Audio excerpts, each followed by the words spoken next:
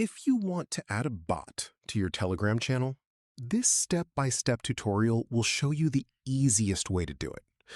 First, open your Telegram app and navigate to the channel where you want to add the bot.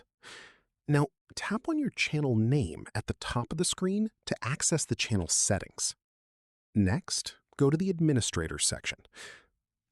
This is important. Telegram bots can only be added as an admin, so you'll need to manage permissions here. Tap on Add Admin, and in the search bar, type the name of the bot you want to add.